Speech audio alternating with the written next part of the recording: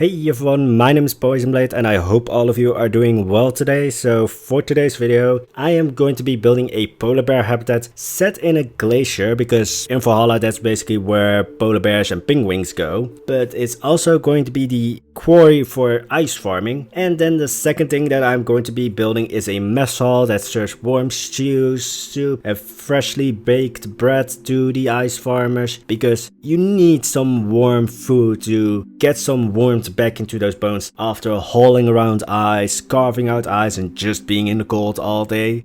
So that's what we're going to do for today, and let's get started with this video, shall we? So I should probably talk a little bit more about the actual habitat and well, when do I ever do that? But when it comes to this one, you might have already noticed the mistake that I made, which is I forgot to hit record, so you guys are only seeing half of it, which is still a lot for my videos. But the annoying thing when it came to the ice quarry is that I had this small ice cave that basically, well, it separates the habitat of the polar bears because polar bears still need a huge habitat. But it separated it into two. But what I didn't take into account is the hitbox of polar bears, which is huge. So I wanted this cave to look like small, I mean it's not that small, but for the Planet Zoo polar bear it was too small because I think what it comes to in Planet Zoo is that if an animal is standing still and it can do like a full rotation, then it will see that animal or that place as traversable. If it can't do that full rotation, then it's just like, nope, I can't go through that place, even though physically it looks like they would be able to go through that. But yeah, that ice cave that I'm building right now, too small for the polar bears, even though I could get one of those ice sleds through. And yes, I built ice sleds because you need to haul the ice around some way. Like, I'm not that cruel that I make the ice farmers carry that ice. It's just like, yeah, here, have a sled. I forgot to build it on camera because again, I forgot to hit record.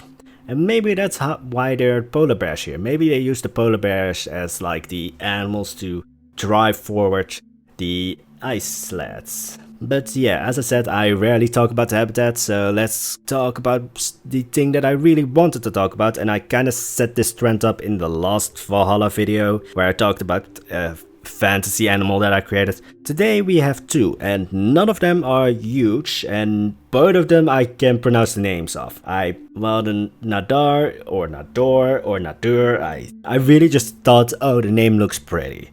I forgot to look up how the fuck do I pronounce this. But yeah, today we don't have massive beasts that will trample you or just, you don't want to meet. Well, one of them you still don't want to meet, but that one is going to be second, and it's also the less thought out or developed animal so far. Let's go on a completely different route, and this is going to sound weird coming from me, but we have a very adorable animal first, which is the griffin, which basically it started out as have a griffin, now make it the size of a pigeon. Maybe like slightly larger than a pigeon. Yeah, somewhere around the screen right now I'm going to put in the artwork that I found that was just like, that's what I imagine a griffin would look like.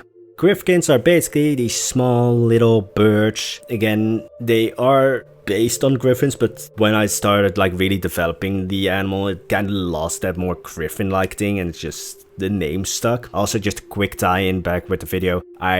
Since Valhalla, have really gotten addicted to building my own walls, like these rough stone walls. And that's because I like the texture. I like how it looks rough and it really fits just my sense of worlds when it comes to these builds. But anyway, that's enough talk about the build. Let's talk about adorable little puffballs of fury. Yeah, they griffins, as I said, they're tiny like dove or pigeon-sized birds, and they are based off of griffins. And unlike most like birds, they actually prefer to live in urban areas because, I mean, they are tiny. Everything wants to eat them. And urban areas have a very good thing in that they drive off a lot of predators. Like, you won't really find that many like eagles or hawks or just, I don't know, badgers. I don't know why I immediately thought of a badger as like a predator to a griffin, but probably because everything can just basically eat a griffin. But they really like to live in groups as well, mostly because of like, oh, group safe, group protective. You won't really notice it if like 2 griffins die in a group of 100, but you will notice it if 2 griffins die in like a group of 10. But yeah, they like to huddle together. They're quite social animals, and they are actually kept as pets because they are puffballs of fury. They can't really do anything. They can puff up and screech, which is why they are also used as home security, because if like they are skittish birds, because again everything tries or will try to eat them. So they usually they are skittish. Like if you find a wild griffin, it will usually go away from you because it just thinks you're going to eat me. But if you have a domesticated griffin, then it is very protective of its home actually. Like as soon as it feels like this is like my safe harbor, then it will try and protect it. Again, it's tiny and it doesn't have like claws or anything, so it will just buff up, screech, but that screech is so loud that it will wake you up. If it doesn't, then you have other problems. But that's like, they are good pets. I mean, they're very social and playful animals, but they also are great at home security. They are not songbirds though. They are like the kind of chirpy kind of bird. Although there's some, I don't know how I got into this, but there are regional variants. I have a list of regional variants, and of course I have it put up on my screen right now because I would forget the names. But yes, with some things that I make up for this world that I'm making, again, grammatically correct English sentences are an unknown on this channel, but yeah, some things I'm just like, oh, it's this, and go along with that. And with some other things, it's like, it's this.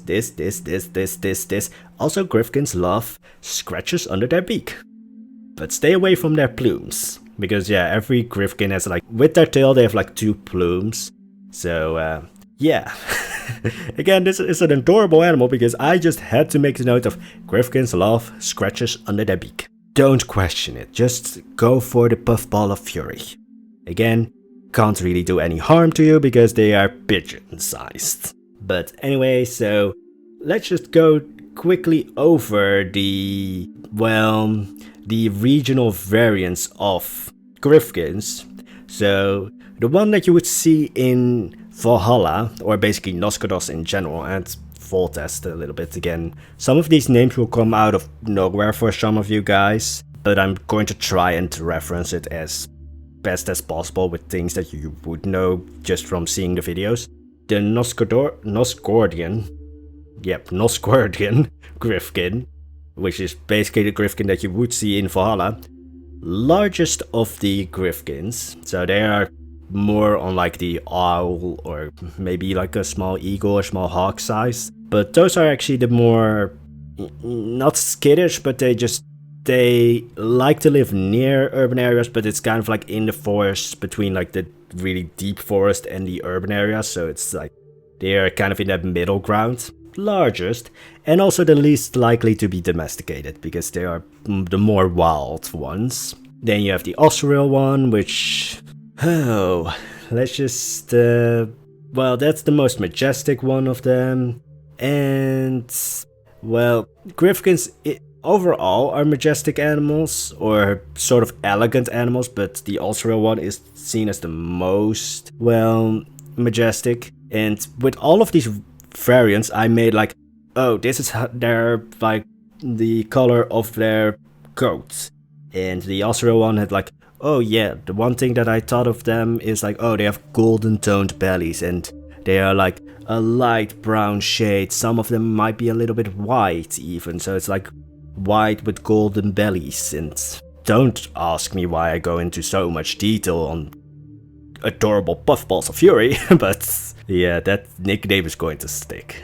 Like a Freyrian griffins, the most tiny of them. They are like, I don't know, name a bird that's smaller than a pigeon. Like, I know bird smaller than a pigeon, but I only know the Dutch name of those, and then it's just like, yeah. But yeah, they are like, they are the tiniest ones, but it's like you have a tiny, like maybe hand-sized bird, but then their plume is like 3 times the size of the actual bird. I wanted to have some oddity in that bird.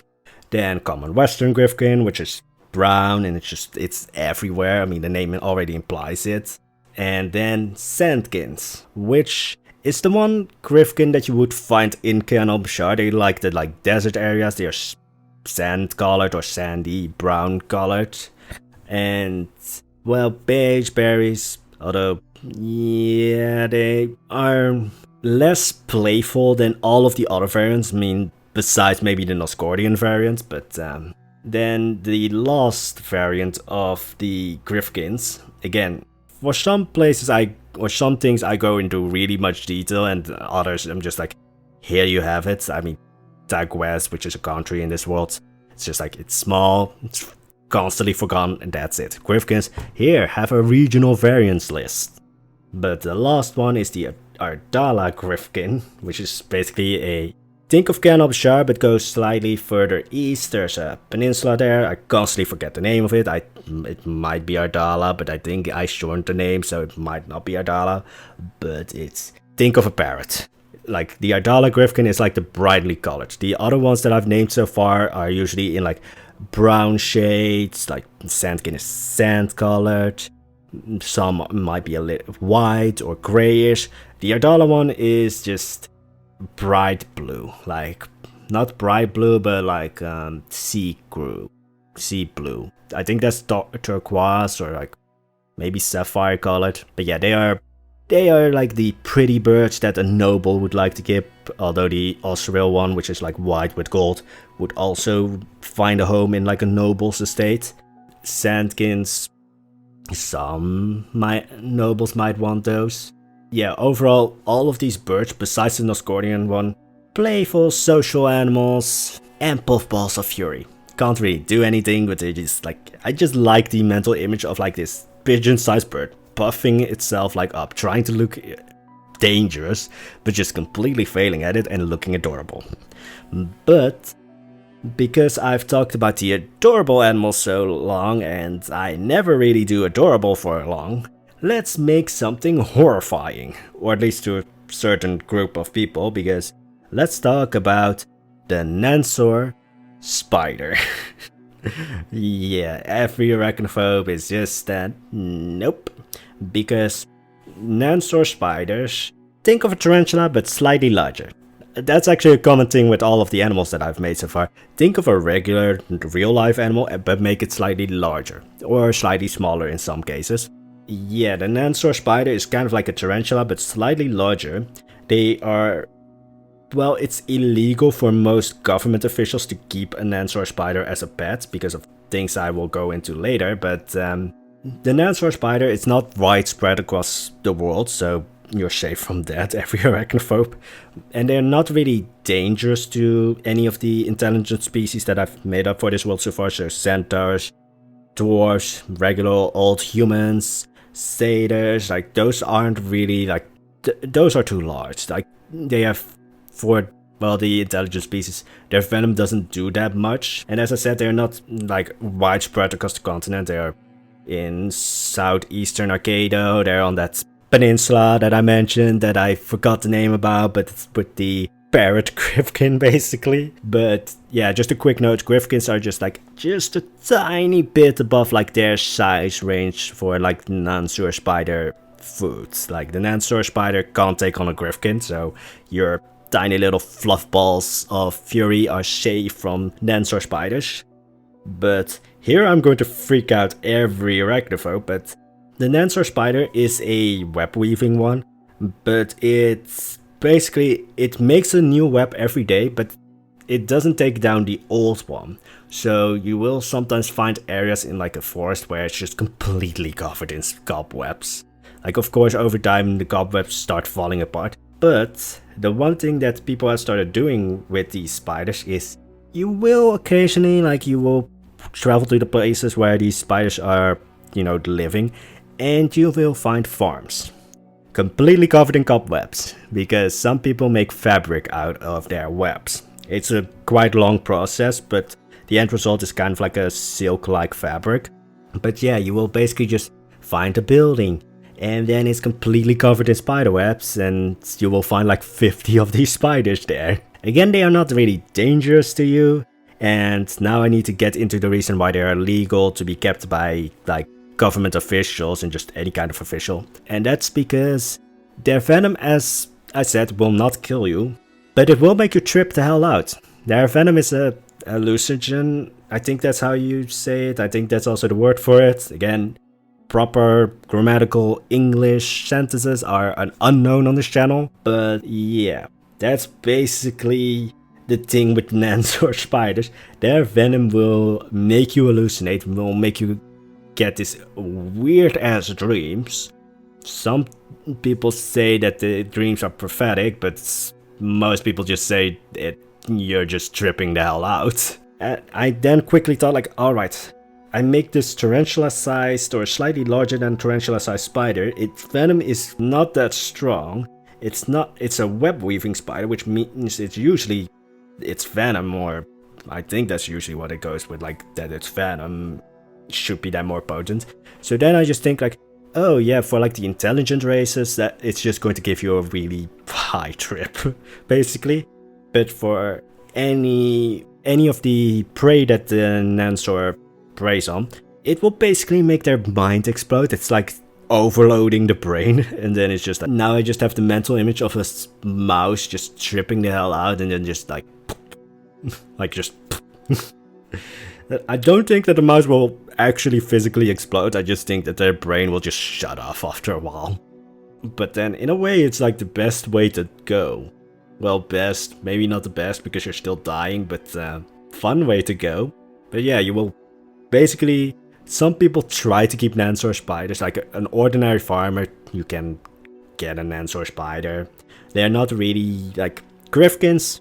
You can basically get an Ascordian Griffkin and bring it to Clan Al-Bashar, and it will, you can make it survive. A Nansor spider is more like it needs to be in a certain space, it needs to have like a certain environment to live in, so Clan Al-Bashar isn't going to be able to have any Nansor spiders. So again, any arachnophobe is like, stay away from the places that the spider is native to, and then you should be fine. But yeah, you will find farms in those places where they're native to that are completely covered with cobwebs. Maybe also parts of the forest. Although they aren't dangerous. Although I do think that there are larger, like dog-sized spiders, which might be dangerous because they're huge. But I always just like to say, like with those larger spiders, like, oh, those are in like caves and deep parts of the forest. Like, you will find danger in this world everywhere, but like those kinds of dangers with like monsters and such, you will have to go towards them. So it's not like, oh, a huge ass spider is going to walk down the mountain. No, like why would it do that? So anyway, that's it for gruesome spiders. Well, not gruesome, but making you trip the hell out spiders. Basically this world's version of drugs. And then there's the adorable puffballs of furies, which are Griffkins. So yeah, I had to offset the adorableness of a Griffkin with the sort of weird Nansor spider, which is making arachnophobes probably freak out, but everybody else is just like enjoying the trip in more ways than one. But anyway, that's going to be it for today's video. I hope you enjoyed this ramble on like more fancy animals that I've created, and I hope you have a wonderful day. If you liked the video, there is the like and subscribe button, there is the notification button, but before that one works, I will start talking about my actual builds, or making the habitat more than 20% of the video. So with that being said, again, I hope all of you enjoyed the video, and bye bye!